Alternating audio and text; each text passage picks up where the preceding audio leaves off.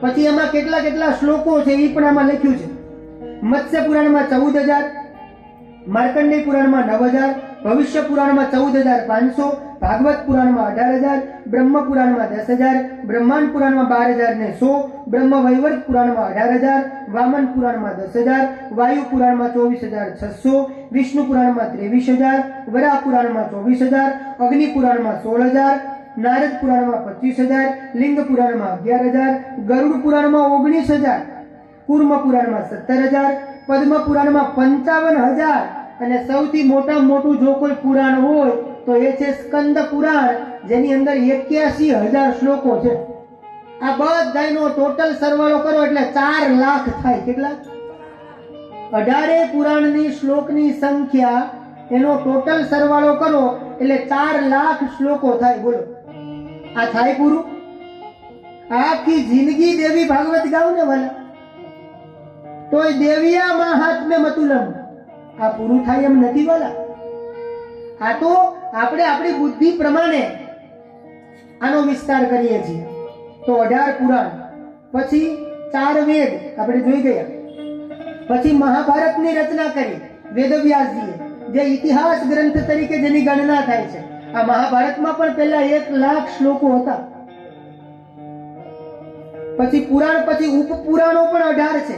જેમ પુરાણ 18 છે એમ ઉપપુરાણો પણ 18 છે. એના એમાં નામ લખ્યા છે: સનત કુમાર પુરાણ, નારદ પુરાણ, દુર્વાસા પુરાણ, મનુ પુરાણ, વરુણ પુરાણ, સાંબ પુરાણ, સૌર પુરાણ, આદિત્ય પુરાણ, દેવી પુરાણ, નરસિંહ પુરાણ, કપિલ પુરાણ, ઉષ્ણસ પુરાણ, કાલિકા પુરાણ, શૈવ પુરાણ, નંદી પુરાણ, પરાશર પુરાણ, મહેશ્વર પુરાણ અને વશિષ્ઠ પુરાણ. આ 18 પુરાણ, 18 ઉપપુરાણ. અને ત્યારબાદ અત્યાર સુધીમાં કુલ કેટલા વ્યાસ થયા એના માટે પ્રશ્ન કર્યો, તો એનો પણ જવાબ આપ્યો કે અત્યાર સુધીમાં 28 વ્યાસ કુલ થયા. બધાના નામ આપ્યા છે. બોલો. અને આના પછી હવે પછી 29માં વ્યાસ કોણ થશે એની પણ દેવી ભાગવતે ઘોષણા કરી છે. એમાં પ્રથમ દ્વાપરમાં બ્રહ્માજી પોતે વ્યાસ થયા હતા, કે જેને વેદોનો વિસ્તાર કર્યો, પુરાણોની રચના કરી. પછી બીજા દ્વાપરમાં પ્રજાપતિ, ત્રીજા દ્વાપરમાં શુક્રાચાર્ય, ચોથામાં બૃહસ્પતિ, પાંચમામાં સૂર્યનારાયણ, છઠ્ઠામાં યમરાજા પોતે વ્યાસ બનેલા. આવી રીતે 15મામાં તયારુણી, 16મામાં ધનંજય, 17મામાં મેધાતિથિ, 18મામાં વ્રતમુનિ, આવી રીતે 25માં ભાર્ગવ મુનિ, 26માં શક્તિ, 27માં જાતુકર્ણ્ય અને અત્યારે જે વ્યાસ થયા હાલમાં એ છે કૃષ્ણદ્વૈપાયન. આ 28માં વ્યાસ કે જેણે આ દેવી ભાગવતની રચના કરી. અને 29માં વ્યાસ 39 સંપ્રાપ્તે દ્રોણી વ્યાસો ભવિષ્યતિ.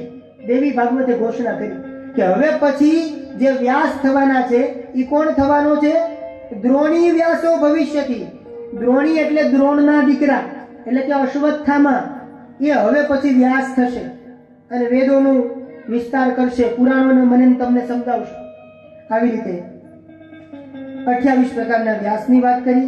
પછી સુખદેવજી મહારાજના પ્રાગટ્યની કથા બતાવી છે કે વેદવ્યાસજી મહારાજ વિચાર કરવા લાગ્યા કે મેં આટલું બધું રચના કરી, આટલું બધું સંગ્રહ વૃત્તિ હું જો કરીશ તો મારું બધું જ્ઞાન હું કોને આપીશ? એટલે મારે એકાદ દીકરો હોવો. એટલે વેદવ્યાસ ભગવાન એ વિચાર કરે છે કે મારે પુત્ર જોઈએ છે, પણ કેવો પુત્ર? બોલે અયોનિજ પુત્રની પ્રાપ્તિ કરવી છે. એટલે એકવાર વેદવ્યાસજી પોતાનો આશ્રમ, સરસ્વતી નદીનો કિનારો, આ આશ્રમ ક્યાં આવ્યું છે? વેદવ્યાસજીનો આશ્રમ વ્યાસ ગુફા. આજે જે તમે બદ્રીનાથ જાઓ છો ત્યાં છેલ્લે માના ગાંવ આવે. માના ગાંવ, એ માના ગાંવની અંદર જે ગયા હશે એમને ખબર હશે, ત્યાં વ્યાસ ગુફા છે. ત્યાં બેઠા છે વેદવ્યાસજી અને મનમાં ચિંતન કરે છે કે મારે એક દીકરો થવો જોઈએ. સમજાય છે? હું તમને એક એક સ્થળથી પરિચય કરાવું. તો અહીંયા જ્યાં વેદવ્યાસજી એના આશ્રમમાં બેઠા હોય છે એમાં એક વૃક્ષ સામે હોય છે.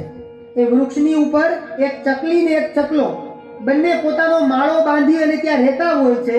આ દ્રશ્ય વેદવ્યાસજીએ જોયું અને એને પણ પોતાનો માળો બાંધવાનું મન થયું. સમજાય છે? પેલા ચકલી અને ચકલો એને માળો બાંધતા જોઈ અને વ્યાસજીને વિચાર આવ્યો કે મારે પણ મારા ઘરનો માળો બાંધવો, પણ વિચાર કર્યો કે મારે પુત્ર જોવે છે, તો મને પુત્ર કેવી રીતે પ્રાપ્ત થાય? જ્યાં વિચાર કરતા હતા એવામાં ત્યાં દેવર્ષિ નારદજી આવ્યા. નારદજી એને કહે છે કે જો તમારે જો પુત્ર જોઈતો હોય તો તમારે શું કરવું પડે? બોલે તમારે પરાશક્તિ જગદંબાની ઉપાસના કરવી પડે, તો તમને આદર્શ પુત્ર મળે કે જે તમારા વારસાને બરાબર સંભાળી શકે.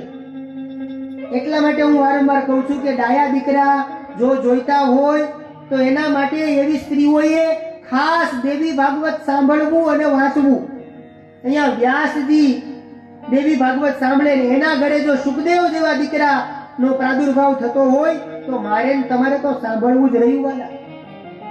અહીંયા નારદજી કહેવા લાગ્યા કે તમે જગદંબાની ઉપાસના કરો. સત્યમ સત્યમ પુનઃ સત્યમ વેદ શાસ્ત્રાર્થ નિર્ણય પૂજનીય પરાશક્તિ નિર્ગુણા સગુણાથવા આમ કઈ શક્તિ તત્વનો પરિચય આપ્યો. અને નારદજી એમ કહે છે કે મેં આ બધી કથા કોની પાસે સાંભળી? તો કે નારાયણ પાસે. હવે અહીંયા 2 અધ્યાયમાં હયગ્રીવ ભગવાનનું ચરિત્ર બતાવ્યું છે. જુઓ, કથામાંથી કથા શરૂ થઈ ગઈ. પૂછ્યું તું સુખદેવજીનું પ્રાગટ્ય, પણ વચ્ચે હયગ્રીવના પ્રાગટ્યની 2 અધ્યાયમાં કથા બતાવી. એટલા માટે હું તમને કહું છું કે જો અહીંયા ધ્યાન ન હોય તો દેવી ભાગવતની કથા હૃદયમાં ઉતરે. તમને એમ થાય કે દાદા સુખદેવજીની પ્રાગટ્યની વાત કરતા ના હયગ્રીવનું વચ્ચે ક્યાં લાવ્યા? પણ અહીંયા જ્યાં નારદજીએ વ્યાસજી આગળ શક્તિનું વર્ણન કર્યું એટલે વ્યાસજીએ નારદને પૂછ્યું કે તમને આ શક્તિનો મહિમા કોણે સંભળાવ્યો? ત્યારે એણે કીધું કે મેં વિષ્ણુ ભગવાન પાસેથી સાંભળ્યું. ત્યારે કીધું કે મેં એવું પણ સાંભળ્યું છે કે આ વિષ્ણુ ભગવાનને એક વખત હયગ્રીવ બનવું પડ્યું હતું. મને એ કથા પહેલા સંભળાવો ને. એટલા માટે 2 અધ્યાયમાં હયગ્રીવ નારાયણની કથા સંભળાવે છે. નારાયણ એમ કહે છે હું પણ સ્વતંત્ર નથી. નારાયણ એમ કહે છે હું પણ સ્વતંત્ર નથી, હું પણ આ પરા અંબાની ઉપાસના કરું છું. તસ્માન નાહમ સ્વતંત્રોસ્મિ શક્ત્યાધીનોસ્તિ સર્વથા. હું પણ આ શક્તિનું આરાધન કરું છું, જગદંબાની ઉપાસના કરું છું. એવા સમયની અંદર શ્રાવણ સુદ પૂર્ણિમા એના દિવસે હયગ્રીવ ભગવાનનો પ્રાદુર્ભાવ થાય છે. શ્રાવણ મહિનામાં પૂર્ણિમા એટલે રક્ષાબંધન, બળેવ કહીએ છીએ ને, એ દિવસે હયગ્રીવ ભગવાનનો પ્રાદુર્ભાવ થાય છે. આ વાત બતાવી અને આ બાજુ આ કથા બતાવી છે. પણ આટલી સરસ મજાની કથા, આ એક ચરિત્રમાંથી બીજું ચરિત્ર, બીજામાંથી ત્રીજું ચરિત્ર, આ આપણે ત્યારે જ આપણા હૃદયમાં ઉતરે કે જો આપણે કથામાં આપણું મન હોય તો, કથામાં આપણું ધ્યાન હોય તો, નકર આ કથા આપણને ઉતરે.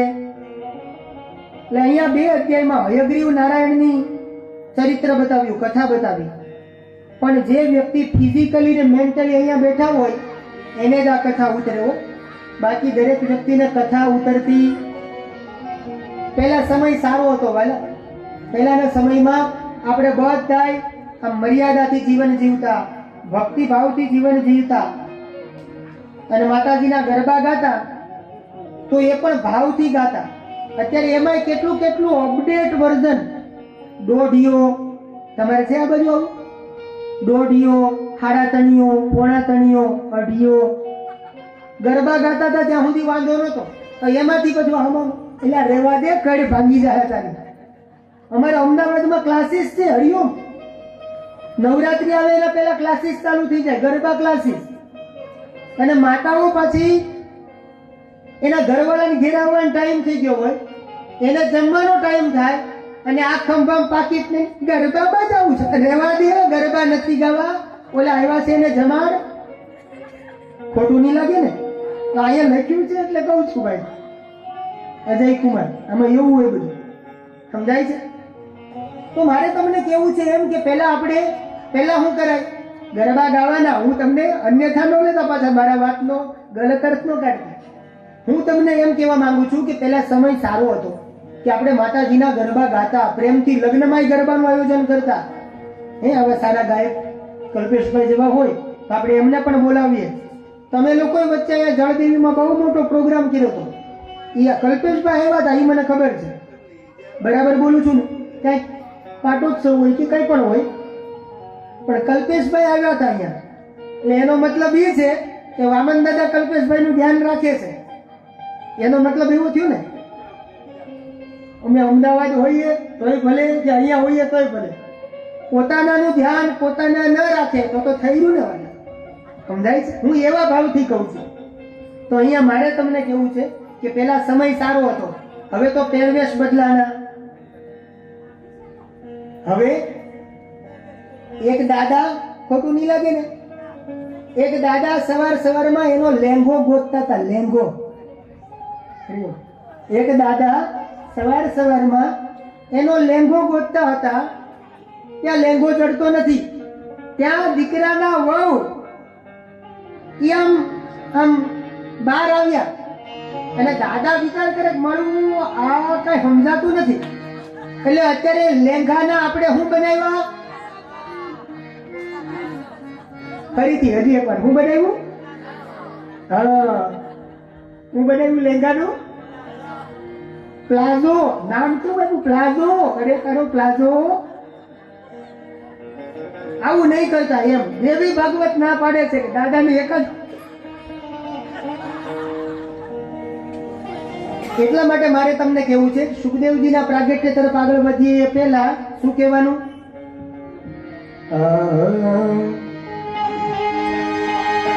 કે ધીરે ધીરે જમાનો બદલાયો, ધીરે ધીરે જમાનો બદલાયો, ધીરે ધીરે જમાનો બદલાયો, ધીરે ધીરે જમાનો બદલાયો, હોવે હોવે જમાનો બદલાયો, હોવે હોવે જમાનો બદલાયો, નવી ફેશનના વાયરા વાય જમાનો બદલાયો, નવી ફેશનના વાયરા વાય જમાનો બદલાયો, હવે અવળાનું સવલું દેખાય જમાનો બદલાયો, હવે અવળાનો સવલો દેખાય જમાનો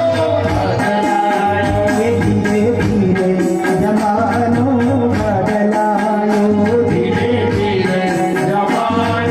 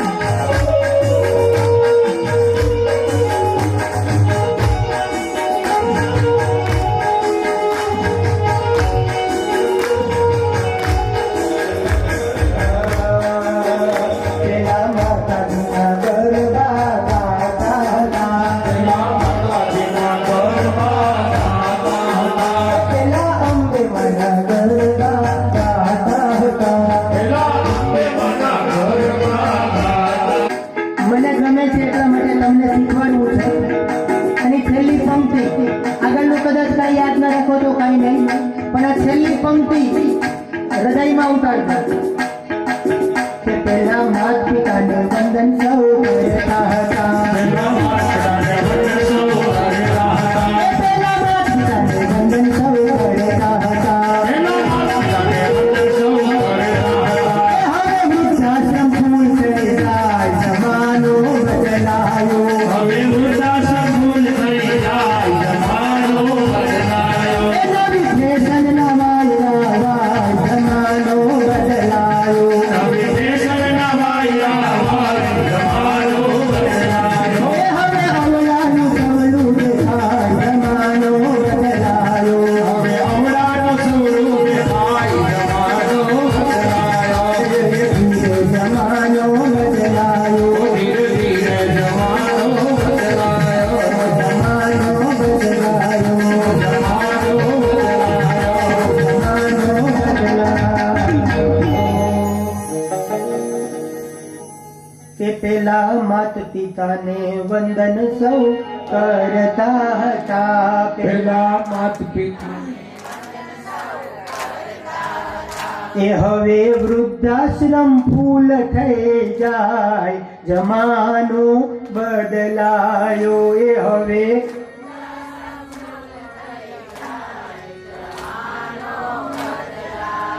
એટલા માટે શું શીખવાડે દેવી ભાગવત?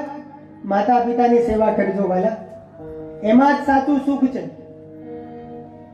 એમાં જ અહીંયા વેદવ્યાસજી સંતાન સુખ માટે જગદંબાની ઉપાસના કરે છે. વચ્ચે 2 અધ્યાયમાં હયગ્રીવ નારાયણની કથા બતાવી અને એમાં વિષ્ણુ ભગવાન, એમાં તમારા માટે એક શ્લોક કામનો છે, એ સમજાવી દઉં પછી આગળ વધી જાઓ. તમારા માટે શ્લોક કામનો છે એટલે રહી ન જાય.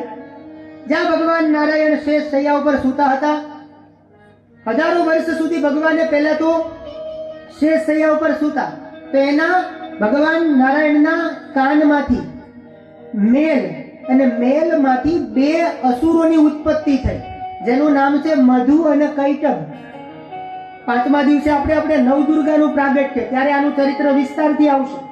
આવતીકાલથી મોજ મોજ અને મોજ, રોજ ઉત્સવ કરવાના છે આવતીકાલથી.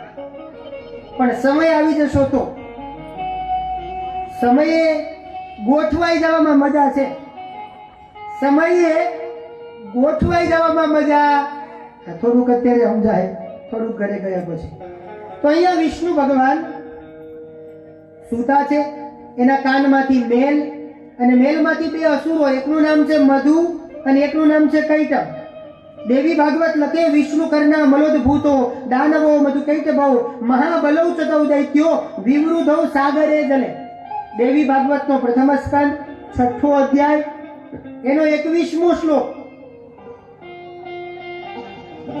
કે દાનવો મધુ કૈટભો, મધુ અને કૈટભ નામના 2 દાનવ ઉત્પન્ન થયા. હવે આપણને વિચાર આવે કે શું આ મધુ અને કૈટભ તેદી હતા? તો અત્યારે છે આ મધુ અને કૈટભ, અત્યારે પણ આપણા કાનમાં જ રહે છે મધુ અને કૈટભ. હવે ધ્યાન આપજો,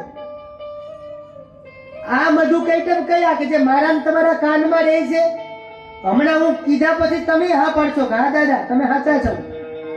આ મધુ અને કૈટભ, હવે આનું આધ્યાત્મિક અર્થઘટન સમજાવું. મધુ એટલે કોણ અને કૈટભ એટલે કોણ? આપણા માટે કોઈ મધુર બોલે, કોઈ સારું બોલે, આપણા કોઈ વખાણ કરે અને આપણા કાન ત્યાં પહોંચી જાય, હે હે હે શું કહેતા હતા, હજી એકવાર બોલો તો. એટલે સમજવું આપણામાં મધુએ પ્રવેશ કર્યો. મધુ એટલે મીઠું. આપણામાં વખાણ તો બધાને ગમે ને ભાઈ. આપણા માટે કોઈ મીઠું બોલે અને આપણા કાન એ મીઠું સાંભળવા ત્યાં પહોંચી જાય તો સમજવું કે આપણામાં મધુ પ્રવેશ. પછી કૈટભ, આપણા માટે કોઈ ગલત બોલે, કડવું બોલે, કોઈ આપણી નિંદા કરે અને એ નિંદા સહન ન થાય અને આપણે એના પ્રત્યે ગલત ભાવ રાખીએ, ત્યારે આપણા હૃદયની અંદર કૈટભ પ્રવેશ કરે છે, આપણા કાનમાં કૈટભ પ્રવેશ કરે છે. આ છે એનું આધ્યાત્મિક અર્થઘટન. એટલે મધુ ને કૈટભ હજી છે, એ કઈ ગયા? સમજાય છે ને?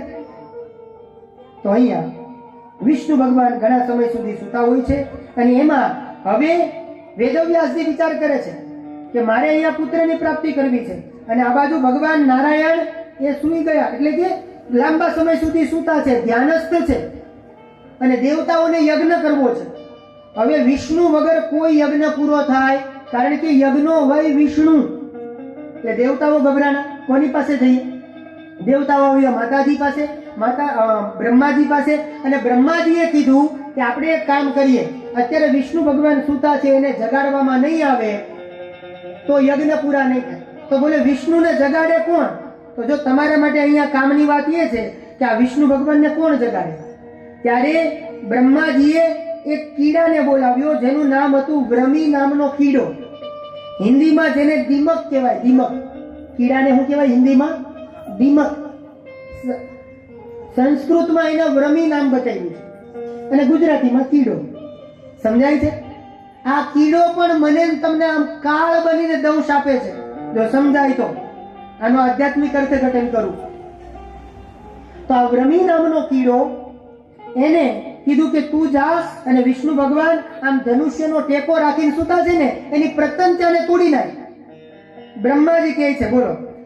ત્યારે આ કીડો કેવા લાગ્યો કે હું આવું પાપ ન કરું. કેમ?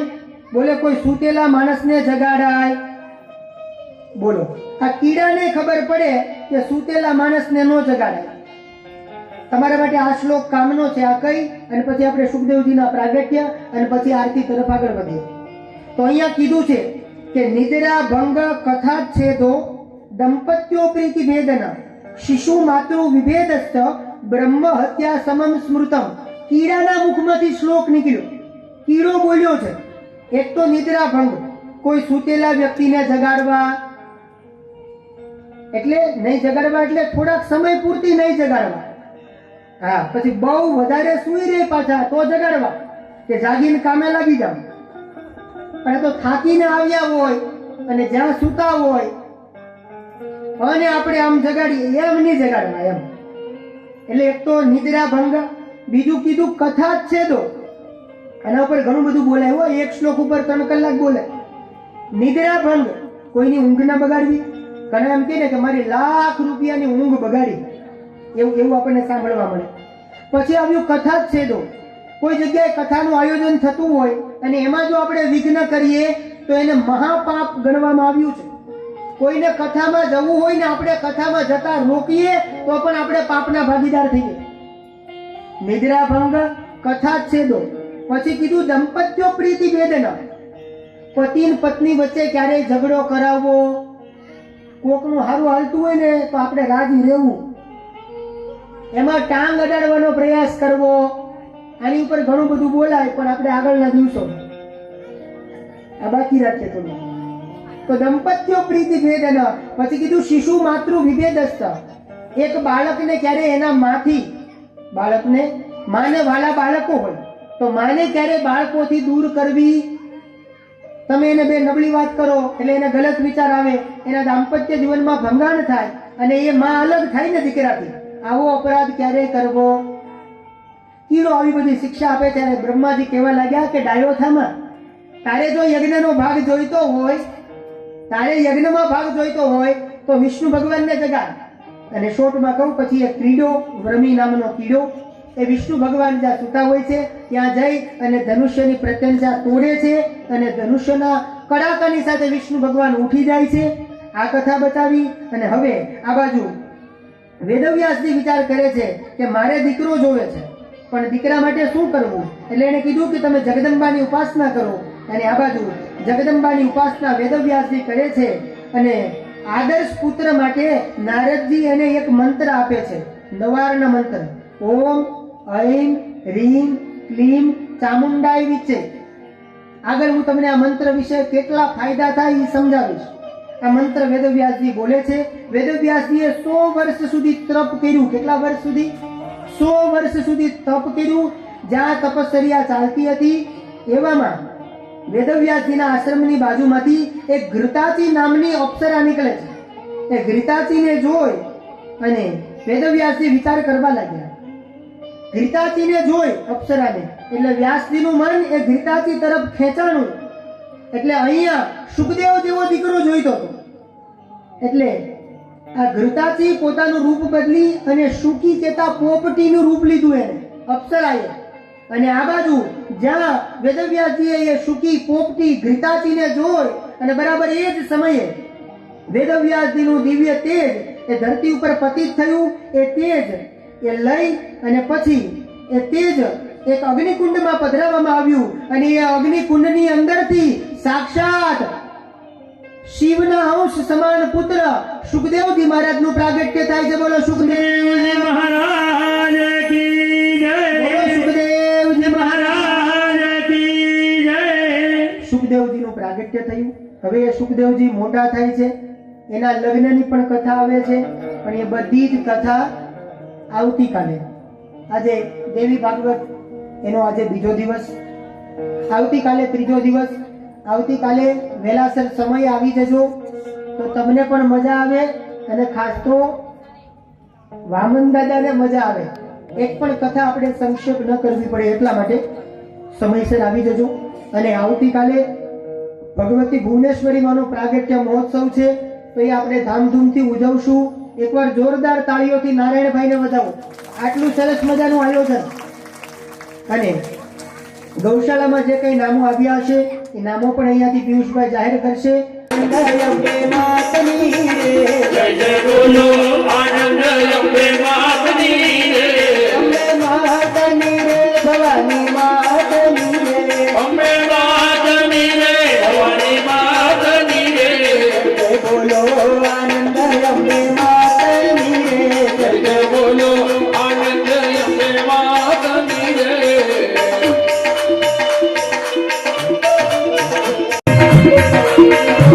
જય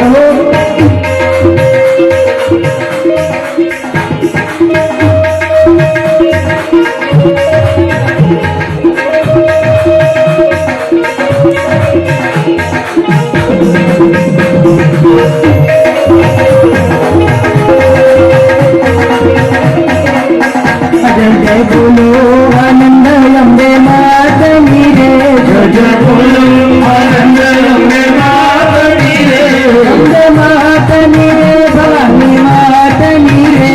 અંબે માતની રે, ભવાની માતની રે. જય બોલો આનંદ અંબે માતની રે. જય જય બોલો આનંદ અંબે માતની રે. અંબે માતની રે, અંબે માતની રે. અંબે માતની રે, અંબે માતની રે. અંબે માતની રે, ભવાની માતની રે. અંબે માતની રે, ભવાની માતની રે. प्रेम से बोलो જય માતાજી. प्रेम से बोलो જય માતાજી. भाव से बोलो જય माताजी. भाइयों बोलो जय माताजी. बहनों बोलो जय माताजी. सारे बोलो जय माताजी. शेरा वाली जय माताजी. गब्बर वाली जय माताजी. पहाड़ा वाली जय माताजी. जय माता दी जय माताजी. जय माताजी. जय माताजी. जय माताजी. जय माताजी. जय माताजी. जय माताजी. जय माताजी. जय माताजी.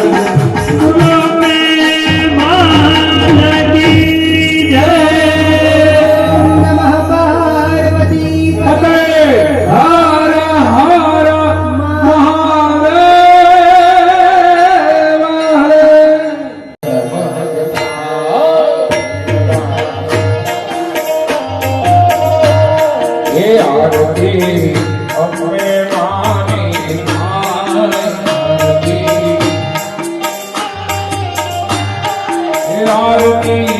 ભવાની માની થાય.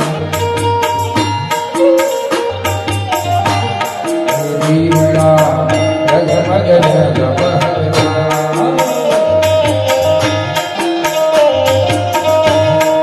મારી અમે લાવ્યા છે ઝૂલણનો હાર.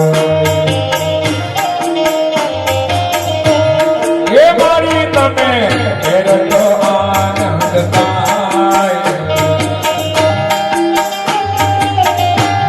એ મારી તમે ફેરતો આનંદ થાય.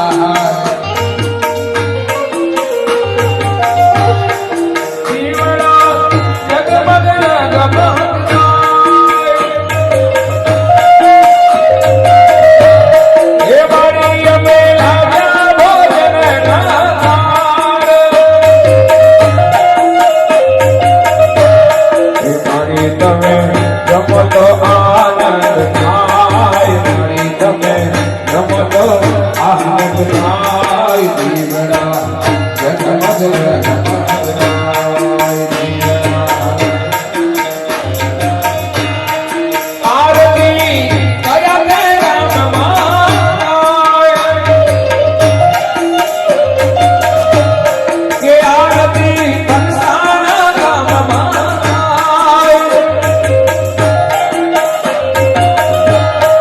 ત્યાં તમારી મારીના ગુણલા કરવા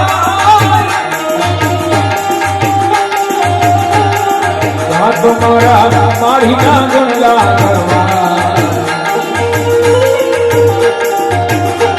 એ જીવરા એક બદલના પાય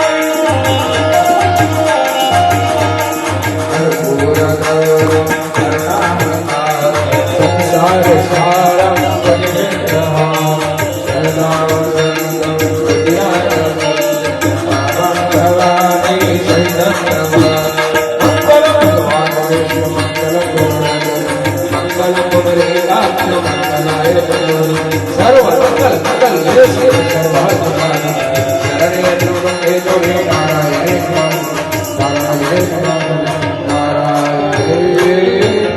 નમઃ